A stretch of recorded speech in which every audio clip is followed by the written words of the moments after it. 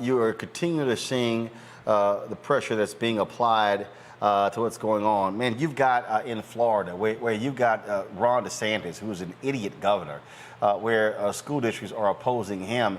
He's threatening to actually hold the salaries of superintendents who move forward on a mask mandate. One of those superintendents said, fine, I'm not here, hold my salary. I'm here to educate these children and to keep them safe. In Texas, school districts are fighting Governor Greg Abbott there as well. I had a chance to talk with Surgeon General Vivek Murthy about COVID-19, the vaccines, the variants, and also how vitally important mask mandates are to protecting Americans. All right, Surgeon General Murthy, glad to have you on Roland Martin Unfiltered. Always good to see you. Let's jump right into this. We have spent a whole lot of time on this show putting on black experts and scientists and doctors and ER doctors, anesthesiologists, epidemiologists, going on and on, trying to walk through people the reality of COVID and the vaccine. How important is it to have trusted voices speaking to different communities, because there is so much misinformation and disinformation out here? Well, Roland, it is absolutely essential that we have trusted messengers telling people the truth about what science tells us about COVID-19 and the vaccine. You know, in the old days, we used to say that information is power, but it turns out that information plus is power, because people are awash with information right now. They're trying to figure out what they can trust and what they can't, what's true, what's not. You need somebody to help filter that for you, and you've got to trust in that person. And that's why, even if you're a family member or friend who's got no background in health or science, you might be the trusted person in someone's life who can help them understand what the truth is about COVID-19 vaccines, who can help them make a decision about getting vaccinated. But it's also why, as communities, we've got to put our trusted messengers forward, whether that's our faith leaders, whether that's our local doctors and nurses. We've got to make sure they're at the front lines talking to folks so people can get accurate information. Because, look, as a doctor, I believe everyone has a right to the facts so they can make the right decisions for themselves. People may make different decisions, but they have a right to have the accurate information that you and I have access to. And that's why trusted messengers are so important. But what do you make of the folks who keep saying, especially we see these folks on the right who keep saying, I saw Senator Rick Scott the other day, people have a choice, people have a choice. And that they act as if it's good versus bad. And they keep harping on that, but we're talking about an increasing number of children in ICUs. We're talking about this one church in Florida, 20 people infected. 6 have already died. And so then I saw a tweet today even, a Kansas U.S. Senator Roger Marshall saying, who's a doctor, oh, no one has convinced me that masks are effective. That, as a Surgeon General, that has to absolutely drive you crazy, that a Republican United States Senator who is an MD is saying that on television. Well, look, first I want to say people do have a choice, right, about whether they get vaccinated or not. But what people do also need to make their decisions is they need to know that the information they're getting is reliable. And what's misinformation and false information being peddled around, that's not new. But what is new is the speed, the scale, and sophistication with which this misinformation is spreading everywhere. So, I agree that people should have a choice.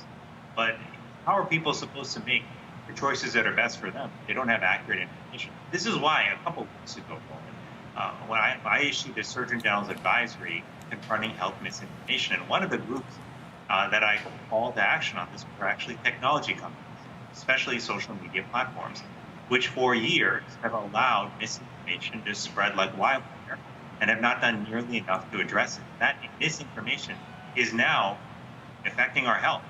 It's costing us in terms of hospitalization, lives lost, as people have said they don't want the vaccine because they've out about the COVID-19 vaccine. So this misinformation has consequences. And if you're helping. If you're contributing to the spread of misinformation, like on these social media platforms, you've got to step up, address that. It's costing people their life. But what I'm struggling with, again, I've seen Dr. Anthony Fauci going sparring back and forth with Senator Rand Paul of Kentucky, doctor. Again, Senator Roger Marshall, doctor. I was reading the other day in Arkansas, there's an ER doctor who is in the state legislature who is trying to give out information about COVID, yet he voted for banning mask mandates in Arkansas and said, well, our numbers were dropping. I'm still struggling with that. I'm not quite sure. Yet I've seen the studies that come out that lay out that masks do work, that depending upon the mask that you're wearing, it is stopping the transmission of particles. And so we literally are fighting over masks, and you're sort of like, okay, what in the world more can we say and do to get people to understand that even though you might get the vaccine, you still have to take precautions, which includes wearing a mask? Yeah, well, this debate on masks, I think, is very unfortunate because we have built up a body of data over the last year and a half that's told us that masks do help reduce risk. They have to be good masks, good quality masks, but they do help protect us. And I don't think history will judge us well when years later we look back on this and recognize that simply wearing a thin piece of material on our faces could have reduced our risk of a life-threatening disease, but we didn't do it because we were either misled by misinformation or led to somehow believe that the mask was harmful to us, which it is not. So we've got to recognize what we're up against, which is a powerful, formidable virus that has cost us more than 600,000 lives. And we've got to take every measure we can to protect ourselves. Masks are one of those. Do they protect 100%? No, nothing does. But they do reduce risk. And vaccines are another critical piece of this. And as you mentioned, Roland, one of the recommendations the CDC recently put out is that if you are fully vaccinated and you're in part of the country where there's a lot of virus circulating, which is the vast majority of the country right now, that when you go to public indoor spaces, you should also wear a mask because there's a chance that you might transmit the virus to others. Now, you'll be okay yourself, most likely. This is a really critical point to make. The vaccines still work to save your life, ending up in the hospital, and they also reduce your risk of even getting mild infection. But if you do end up being one of the minority of folks who gets a breakthrough infection, it'll probably be either mild or you won't even have symptoms at all. But you could pass it on to somebody, which is why this is asking vaccinated people to wear masks in the setting. Okay, can you really hone in on that? I had a woman who tweeted me today who she said, you folks are pushing the vaccine. She said, I had a family member who had the vaccine, yet they still passed away. And I keep saying, folks, no one said that the vaccine is 100% effective. In terms of you could do whatever you want, and you're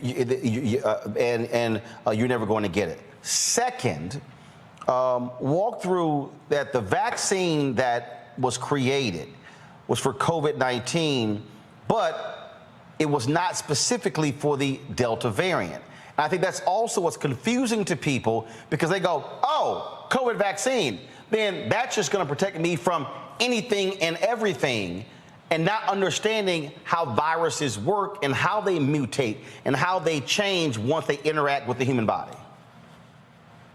Yeah, it's a really important question, Roland. And there's some good news here, which is even though we've gone through now several versions of COVID-19, you had the original version, you had an alpha version, now we're dealing with the Delta version.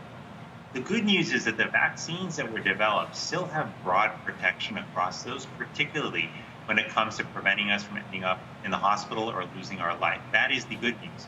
But they are different viruses in the sense that they act and behave differently. So the Delta variant is far more transmissible than any version of COVID we've seen to date. That means you've got to be a bit more cautious. It's also, there's some data that indicates it may cause more severe infection, maybe more likely to end up in hospitalizations for people who are unvaccinated. So they should particularly be cautious. But even though the vaccines still work, and this is, again, another reason why even in the face of Delta, you should still get vaccinated, we can't bank on that always being the case for future variants. So if we allow the infection to continue spreading rampant, in our population because not enough people are vaccinated. That means there's a greater chance that more variants will develop, and we may have trouble down the line. And so we have a chance now. We still have vaccines that work for Delta and the other variants to really make sure we're doing everything we can to vaccinate everybody, get cases down, keep them down. And that's how we're going to reduce our chances of variants down the line. So when you say other variants and what may happen with those other variants, and I heard that Dr. Fauci testify that the variant, and why is it more deadly? So how is a variant more deadly than the original one? Can you explain that for people, again, who don't quite understand the science behind this? Sure. So what a variant is it's a different version of a virus. And that version comes about because of some mutation in the DNA that takes place. Now, when mutations take place in your DNA, they can affect the structure of the virus and how it functions. So some changes in the structure of a virus might make it easier to latch onto your cells and to infect you. That might make the virus more transmissible, in a sense.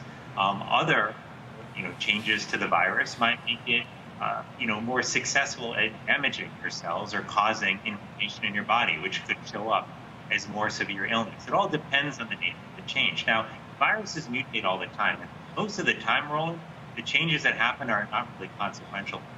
But every now and then, there'll be a change that leads a virus to behave differently in a way that causes this harm.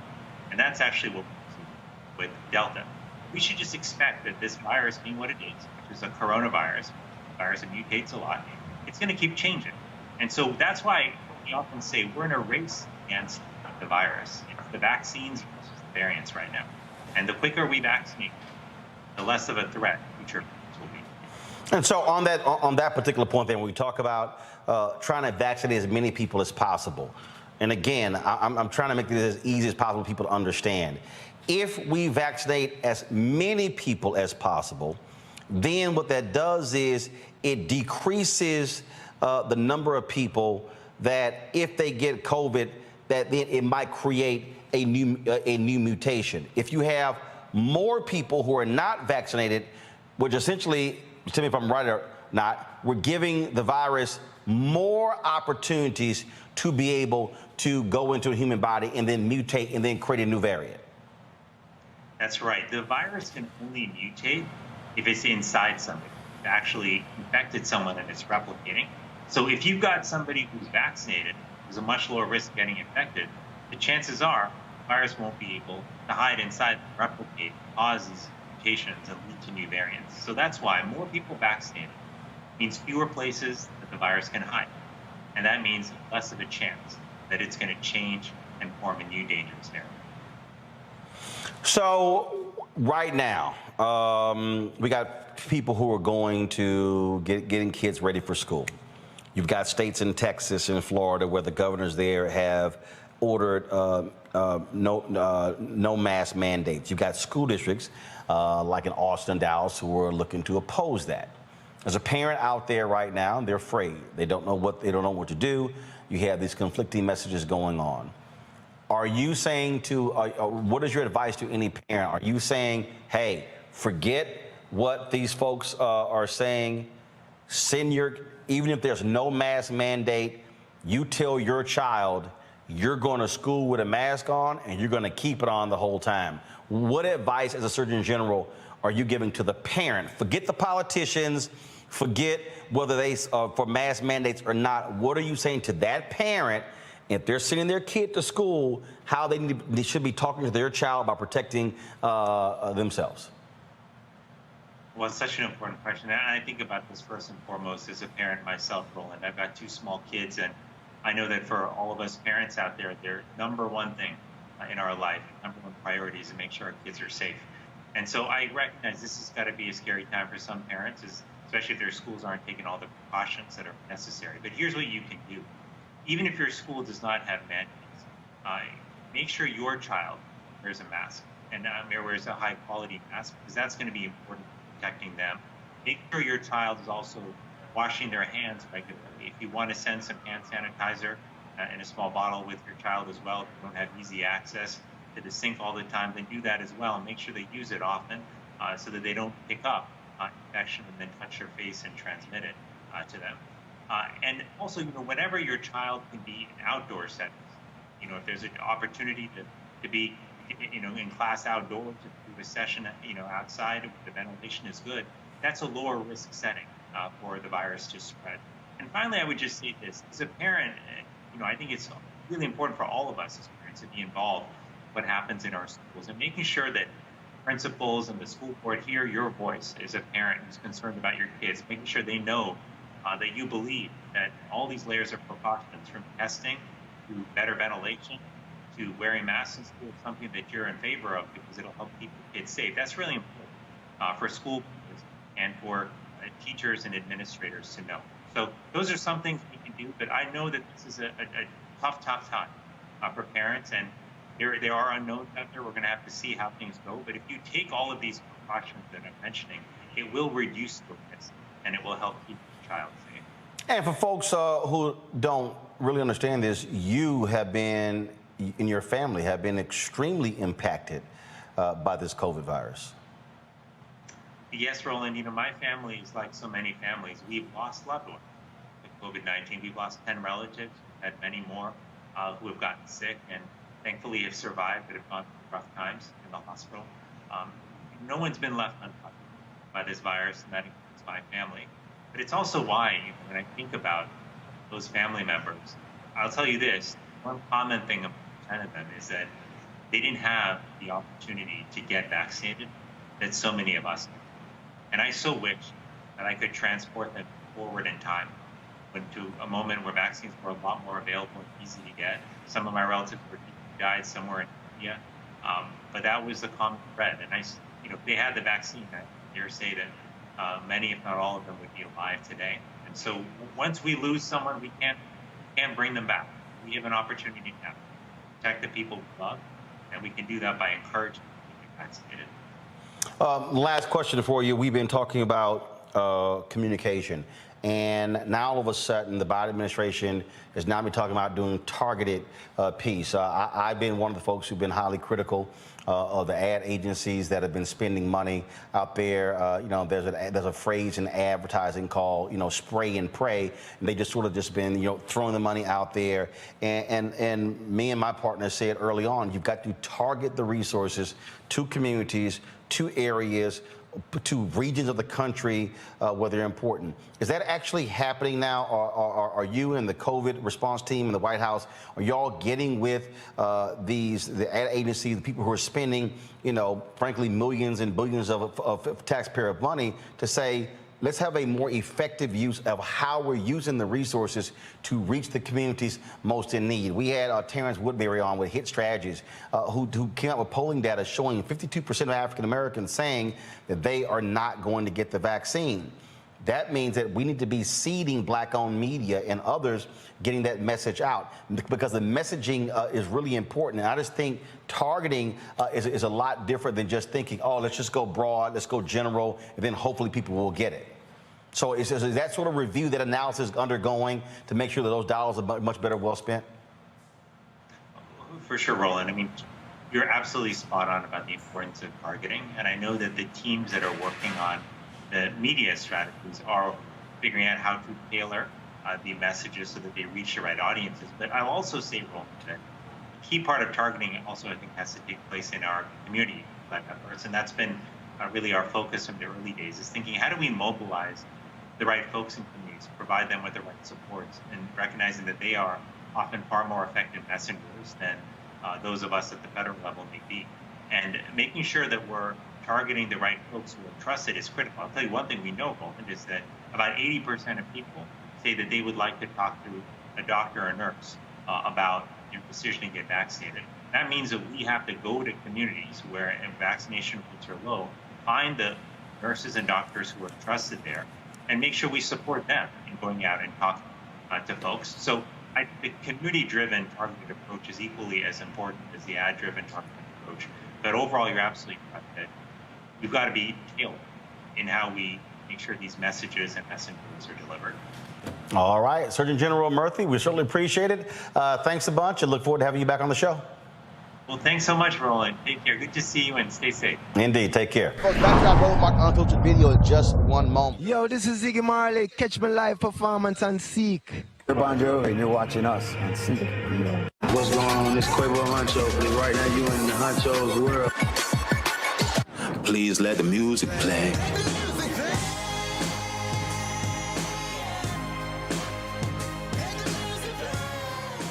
Of course, a couple of the products from the folks at Seek. They have their, of course, their great headsets.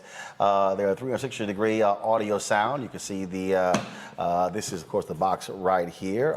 You can get the headphones in black and gold. Mustafa, that's a great color, of course. Us alphas, we love that. And they also have the headset in all gold. And so, again, you can get this. This is a black-owned company. Mary Spio is the founder of the product. They also have, of course, their virtual headset. And so, let me grab that right here. This is their VR headset where you can actually place your phone inside of the headset, and you can check out their virtual reality content at seek.com. Use the promo code RMVIP21, RMVIP21. The proceeds of what you purchase comes back to support Roland Martin Unfiltered. Y'all know what we do on this show. We support black-owned businesses, and that's what we are about. So go to seek.com, use the promo code RMVIP21.